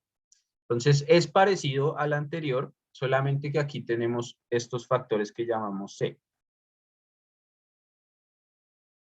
Entonces si ustedes, si volvemos aquí un segundito, hacer este promedio y el que quede partido en 4 es lo que dije yo acá. Es como si multiplicara cada cosa por 0.25. Es decir, x6, 7. Es como decir 0.25 multiplicado por x3 más 0.25 multiplicado por x4, x5 y x6. ¿Sí? Es el promedio móvil, que es básicamente el efecto de esto que esté aquí partido en 4, es eso de que quede multiplicado cada uno por 0.25.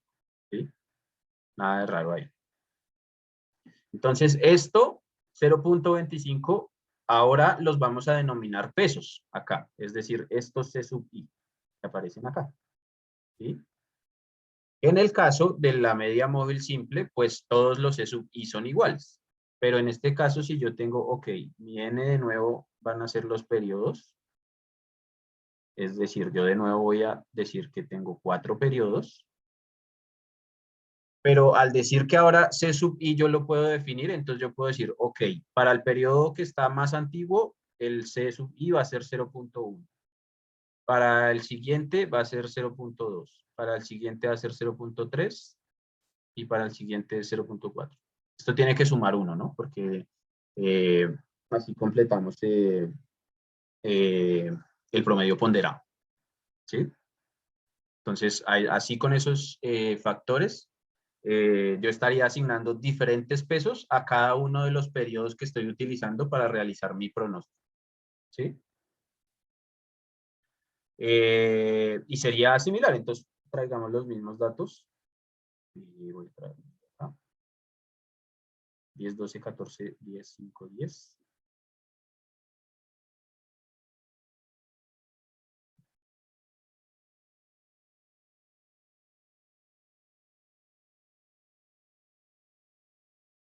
¿Qué significa, antes de continuar y hacer el pronóstico, qué significa en términos prácticos que yo le dé estos pesos a cada uno de los datos históricos? ¿Qué estoy, yo como analista, ustedes como analistas, qué es el efecto que quieren lograr al asignar estos pesos a cada uno de los datos históricos? Distribuir la importancia. Exactamente, distribuir la importancia.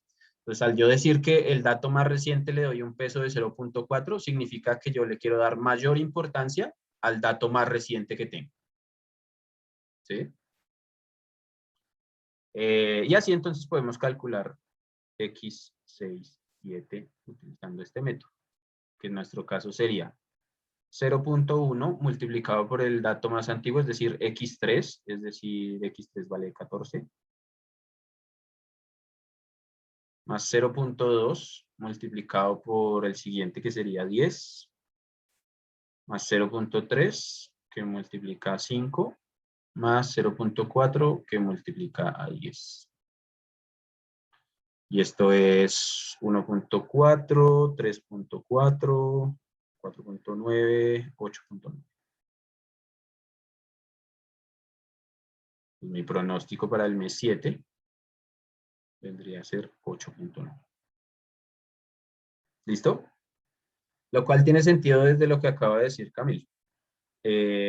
Dado que el dato histórico, el dato más grande es el que está más lejos en el tiempo, este de 14, y es el que tiene menos peso. Antes ese dato yo le daba un peso de 0.25 en el ejemplo anterior, en el modelo anterior.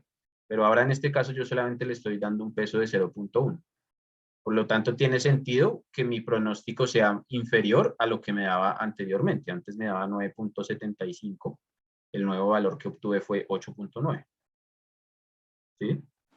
Profe, y acá se vuelve a repetir eso de que los pronósticos siguientes se vuelve a ser 8.9. Sí, señor. Para el periodo 8, para el periodo 9, para el periodo cualquiera que sea, 20, supongamos, sigue siendo 8.9.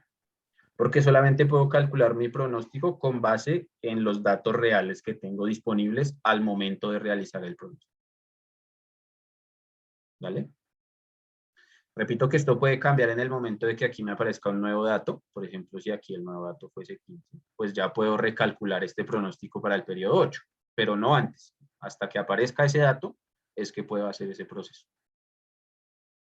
¿Vale? ¿Preguntas? Ok. Con eso ya más o menos entonces tenemos la introducción. Este suavizado no lo vamos a ver todavía. Quedémonos con estos tres para ir a hacer un ejemplito práctico.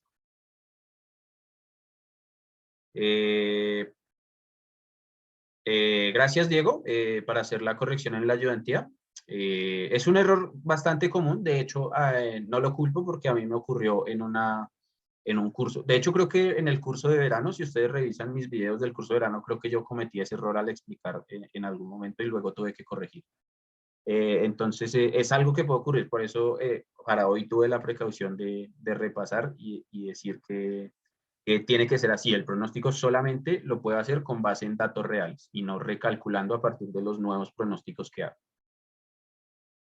¿Vale? Gracias, Diego, por el comentario. Vale, entonces con esto vámonos allá a un ejemplito práctico. Voy a compartir una hojita Excel para trabajar. Vale, entonces pensemos que tenemos los siguientes datos para un año. ¿Sí? Entonces estamos en enero, queremos hacer predicción para enero, febrero, marzo de un año, cualquiera que sea, con base en los datos de ventas del año anterior. ¿Listo? Y acá lo que nos dice es haga esto, predicción de 3 periodos y predicción de 6 periodos, es para aplicar un modelo de media móvil. ¿Listo? Entonces pensemos que vamos a hacer una predicción con media móvil de 3 periodos y media móvil de 6 periodos. ¿Listo? Claro, por supuesto que si yo quiero hacer ese pronóstico, aquí lo que yo tendría que hacer para el de 3 periodos, pues sería el promedio de estos últimos 3, ¿cierto? Pues si a mí únicamente me preguntan, haga el pronóstico con el modelo de media móvil para 3 periodos, es 16. Y si lo hago para el de 6 periodos, pues sería el promedio de los últimos 6. 2, 3, 4, 5, 6. ¿Sí? Si el pronóstico con el MM3, media móvil de 3 periodos, es 16. Y con el de media móvil de 6 periodos, es 22. ¿Listo? ¿Cuál es el pronóstico con el MM3 para febrero?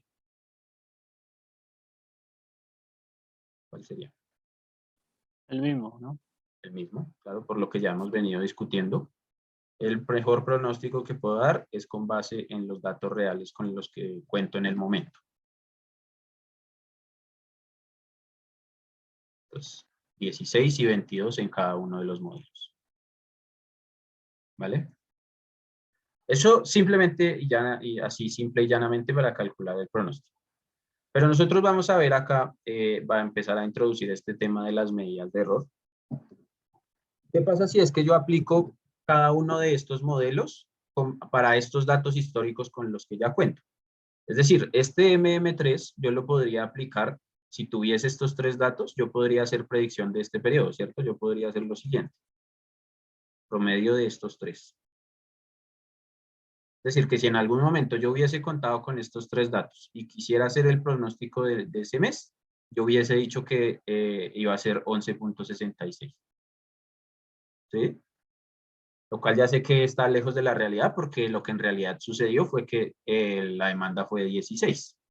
¿Sí? Pero yo podría hacer esto y lo puedo hacer para cada uno de los periodos siguientes. Entonces, en mayo, lo que haría sería el promedio de 16, 13 y 12, que son los datos de febrero, marzo y abril. ¿Sí? Y puedo extender esto aquí hasta diciembre. ¿Vale? O sea, ahí lo que voy a hacer es analizar la calidad de mi pronóstico. Yo voy a comparar este dato contra lo que en realidad ocurrió. Eso me va a servir para evaluar qué tan bueno es ese modelo. ¿Vale? Y lo mismo puedo hacer para el MM6, media móvil de 6 periodos. Pero ese, ¿dónde lo puedo empezar? ¿Lo puedo empezar acá? Al igual que el otro. No, tienen que ser 6 periodos abajo. O sea, 3, ahí. Podría empezar en julio, que es donde ya tengo 6 datos históricos. Entonces, aquí en julio ya tengo de enero a junio. Y con esto sí puedo sacar este promedio. Y lo mismo puedo hacer para el mes siguiente. Entonces, en agosto utilizo los datos de febrero a julio. En septiembre utilizo los datos de marzo a agosto y así sucesivamente. ¿Listo? Y eso sería en el hipotético caso de haber pronosticado utilizando el modelo de media móvil de 6 periodos. ¿Listo? Ahora, ¿qué se les ocurre que uno puede hacer para ver qué tan bueno fue el pronóstico hecho? Para analizar la calidad del pronóstico. ¿Qué podría yo hacer? ¿Alguna idea? Desviación estándar. algo por el Desviación estilo. Más fácil que eso. La varianza. Más fácil que eso. ¿Qué puedo hacer aquí directamente? Aquí de lo que ustedes ven en pantalla, ¿qué puedo hacer para ver qué tan desviado estuve de la realidad? La Calcular diferencia la entre el diferencia. valor real y el... Exactamente. Yo creo que los dos estaban diciendo lo mismo. Yo puedo decir, ok, voy a definir una medida de error que va a ser lo que yo calculé como pronóstico menos la demanda. Y así voy a sacar una idea de qué tan lejos estuve de la realidad. ¿Sí? Y entonces aquí voy a agregar un par de columnas y aquí voy a escribir error para el MM3 y error para el MM6. Y entonces aquí puedo decir, ok, esto va a ser entonces mi pronóstico menos la demanda. Esto lo puedo hacer para cada uno de los periodos, hasta este que es hasta donde tengo datos reales. De ahí para allá ya es un pronóstico que voy a hacer, que no tengo todavía datos reales para seguir haciendo este comparativo. ¿Sí? Pues ahí está, ese es el error del MM3. Ahora para el MM6, entonces en esta columna, pues puedo hacer lo mismo, pero con el otro método que utilicé. ¿Sí? Hasta acá. Listo. Y ahí sé entonces que, por ejemplo, en este periodo, el pronóstico estuvo 4.33 unidades por debajo de la realidad. Aquí estuvo 5.33 unidades por debajo de la realidad. Aquí 7, 6, 7. Y aquí ya estuvo 10 unidades por encima, etc. Ups. Similar acá, en este periodo estuvo 10.5 unidades por debajo, 11,8 unidades por debajo, etc. ¿Vale? Y eso ya me da una idea de qué tan desviado estoy. Pero por allá de ustedes de su curso de estadística y probabilidad se tienen que acordar que uno tiene problemas con esos menos. ¿Qué hace uno para sacarse de encima esos menos? Porque recuerden que cuando uno hacía cálculo de desviación estándar y uno sacaba el promedio y entonces si luego sumaba con los más y los menos, todo se le cancelaba y le daba igual a 0. Entonces, ¿qué era lo que uno hacía para remediar ese problema? Un absoluto. Hay dos formas, elevar al cuadrado y sacar el valor absoluto. Entonces, las dos las vamos a ver, pero por ahora quedémonos con la del cuadrado. Entonces, lo que voy a hacer es elevar al cuadrado el error que acabo de calcular para cada uno de estos ejemplos. Para el MM3 y para el MM6. Entonces tomamos esta casilla y la ponemos al cuadrado y esto lo replicamos. Y al igual acá. Esta casilla elevada al cuadrado. Y ya está.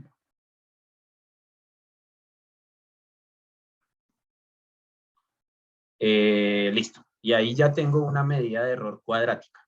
Esto es lo que se llama el error cuadrático. Entonces, si yo quiero ver un error total, lo que podría hacer sería calcular la suma de estos errores.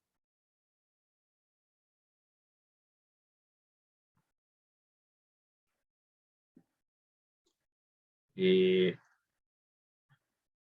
listo. Eso sería como un error acumulado. Pero ¿qué problema, de nuevo, qué problema tiene el hacerlo así con esas sumas? Para comparar, porque si a mí me gustaría comparar cuál de estos tiene menos error, ¿cierto? Pero ¿por qué no puedo hacer la comparación así tan directa solamente con la suma? ¿Alguna idea? ¿Hay que sacarle la raíz? ¿Cómo va a volver el No, valor real? no la raíz, porque al final uno puede hacer la comparación en términos cuadráticos. Pero sí hay un problema, y miren que hay unas celdas que están en blanco para el MM6. Es una comparación injusta porque a uno le estoy sumando más errores que a otro. ¿Sí? Entonces, en realidad, lo que uno debería hacer acá, en lugar de calcular una suma, es calcular un promedio, un error promedio. ¿Sí? Profe, ¿y el error cuadrado que hizo arriba, qué es el cuadrado del error, así literalmente?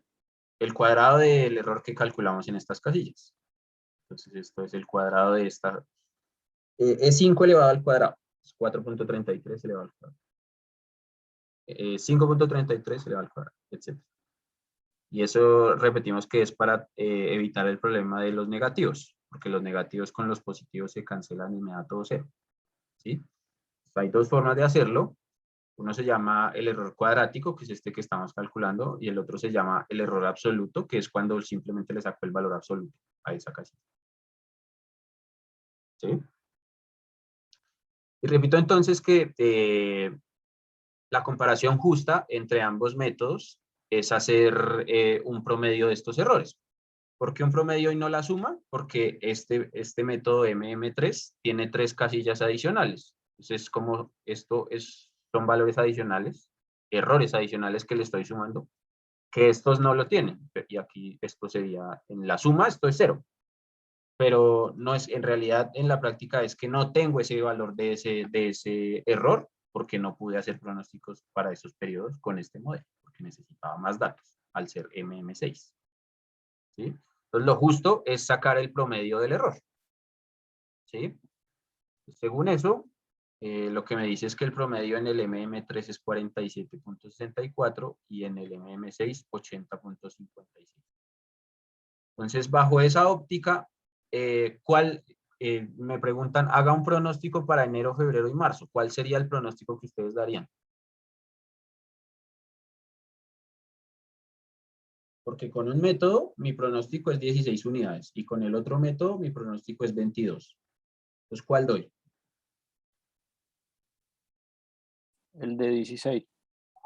El de 16, que es el MM3, porque el error cuadrático del MM3, el promedio del error cuadrático en el MM3 es 47.64, mientras el error promedio cuadrático en el MM6 es 80.56. ¿Sí? Significa que el MM3 está menos desviado que el del MM6. Y esa es una primera aproximación hacia lo que es las métricas de error en los pronósticos. ¿Vale? ¿Preguntas ahí?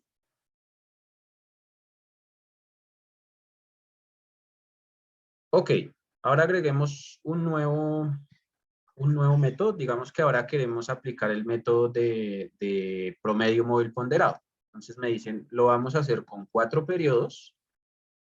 Y los factores a utilizar va a ser los que habíamos nombrado por allá en el ejemplo, en los slides, 0.2, 0.3 y 0.4. Eso significa que el periodo más alejado en el tiempo va a tener un peso de 0.1, el siguiente 0.2, el siguiente 0.3 y el más cercano 0.4. ¿Listo? Entonces vamos a hacer eso. ¿Sí? ¿Esa ponderación viene dada por defecto en este modelo o es como una ponderación que usted escoge, no? Sí, yo la escogí. Es al igual que la cantidad de periodos que uno va a utilizar para la media. El analista es quien decide. ¿Sí? Ah, ya, perfecto. Y en el caso en particular, pues se realizará el análisis si es que uno le desea dar más importancia a los periodos más recientes o a los más antiguos. En este caso, al asignar 0.4 al más reciente, lo que estamos diciendo es que es más importante los periodos más cercanos en el tiempo, es decir, lo que ocurrió inmediatamente atrás del periodo que estoy analizando. Es lo más importante. ¿Sí? Ya, Entonces, este es el de media móvil ponderada de 4 periodos.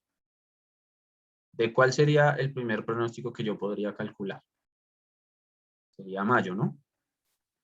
Mayo porque es en el primer periodo que ya cuento con 4 meses históricos. Pues para hacer esto, para los que quizás no saben mucho Excel, que de paso se ha dicho, si no saben mucho Excel, yo les recomiendo muchísimo que aprendan Excel, que practiquen Excel. Les va a servir muchísimo en la vida laboral. Y para cualquier cosa, Excel es una herramienta muy utilizada.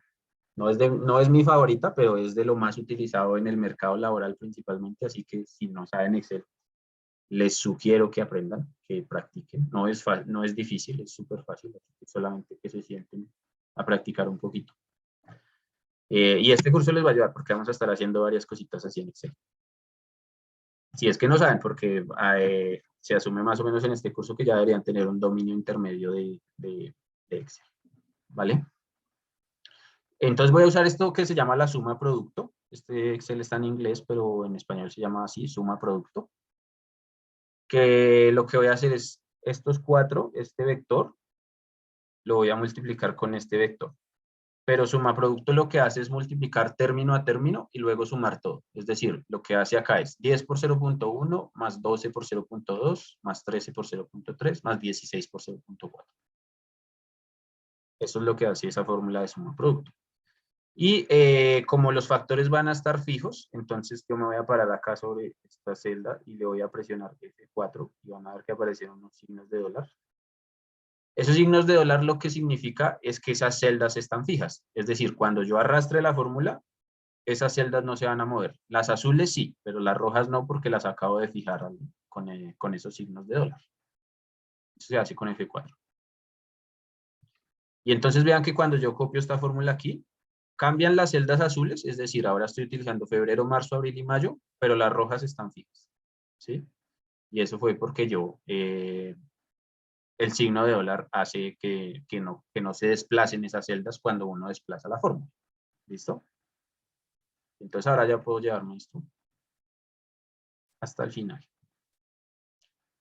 Aquí vamos a ver que efectivamente en mi pronóstico de enero lo que estoy utilizando son los datos de septiembre, octubre, noviembre y diciembre.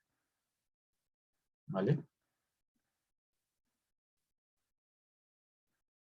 De nuevo, al igual que antes, el mejor pronóstico que puedo dar, es el que calculé con los datos reales disponibles. ¿Listo? Y este sería mi pronóstico con el modelo de media móvil ponderada de 4 periodos, 16.8. ¿Listo? Ahora la pregunta es, ¿cuál es el pronóstico que debo dar? Pues todavía no lo sé porque necesito hacer el análisis restante, el que le hice a los otros 2 modelos, pero ahora para este nuevo. ¿Sí? Lo que va a tener que hacer es agregar por aquí otra columna. Bueno, antes de seguir, ¿hay preguntas sobre lo que hice en Excel? No sé No, queden profe, colgados. ¿Sí? pero después va a compartir el Excel. Sí, lo puedo compartir. Ah, ya, gracias. Yo los voy a compartir, pero por ejemplo, cuando estemos haciendo otros modelos, yo les recomiendo que hagan el modelo ustedes mismos. Porque eso les va a ayudar a practicar el Excel y a entender qué es lo que estamos haciendo pues en lo que están viendo ustedes. Porque solo ver, sí, uno logra entender las cosas, pero no es suficiente para la práctica que van a necesitar, pues para las pruebas y demás, para entender los temas que estamos trabajando. ¿Listo? Ahora, otra cosa que ustedes a veces suelen hacer, que nos hemos dado cuenta, ahora que estamos en esta modalidad, es que intentan seguir en clase lo que estamos haciendo nosotros acá. Eso tampoco es recomendable, porque nosotros tenemos, como profesores, tenemos un dominio mayor de las herramientas. Generalmente, no siempre, esto no es que sea siempre así, pero por lo general. Y a veces si ustedes no tienen la destreza suficiente en Excel o de entender el modelo como tal lo que estamos haciendo, al intentar hacer en simultáneo lo que estamos haciendo acá, se pierden y llega a un punto donde ya ni logran continuar allá, ni logran entender lo que se está haciendo en la clase. ¿Sí? La recomendación es que sigan la clase y después intenten replicarlo por su propia cuenta. ¿Vale? Eso, en cuanto a estos ejercicios de Excel. ¿Vale? Ahora entonces vamos a calcular el error para este nuevo modelo que hicimos. Entonces es el pronóstico del MMP4 menos el dato real de demanda. Este es el error.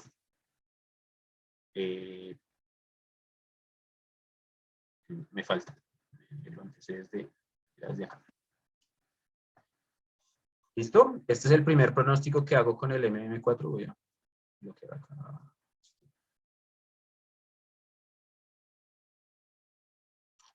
Un segundo. Quiero hacer el resto. Listo.